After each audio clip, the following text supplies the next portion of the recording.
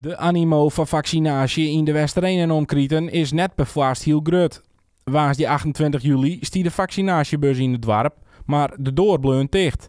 Meesken die om een vaccin kwamen, waren ontvangen in het zoenencentrum in het dorp vanwege het minderwaar.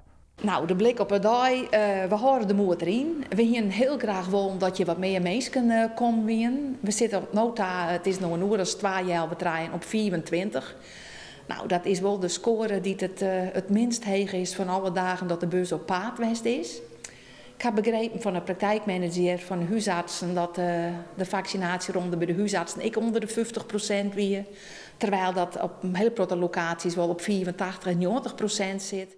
De opkomst is normaal sprutsen bij de bus ek volle heger. De opkomst is gemiddeld wel boven de 100 en dat is gewoon heel fijn. Want die ben net afspraken maken op andere locaties. Dus die hebben we weer. En die mensen die hier geweest ben gewoon heel tevreden. Dat de opkomst het volle leger uitvoert is lastig te verklaren. Maar wat maakt het werk op zo'n vaccinatielocatie eens zo mooi? Ik mag graag dingen regelen en mensen te willen wijzen. En alles wat net helemaal goed rent probeer je op te lossen. En dat weer voorin. Maar de echt oude mensen, hier is het heel druk met dingen die net goed geregistreerd stonden. Want hoe ze de afspraken ik maken, onmogelijk bijna. En dan die mensen die een sabliet, want ze konden we naar hun baan en hun baan.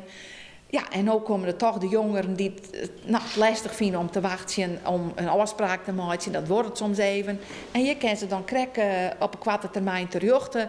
Ja, en dat maakt het ook leuk. En dan denk je, we kunnen weer op vakantie. En ja, die bent toch ook wel positief. In september komt de vaccinatiebus op een nij naar de Westereen. Dan kunnen de meesten die duurt haar een eerste vaccinatie hebben, de tweede prik krijgen.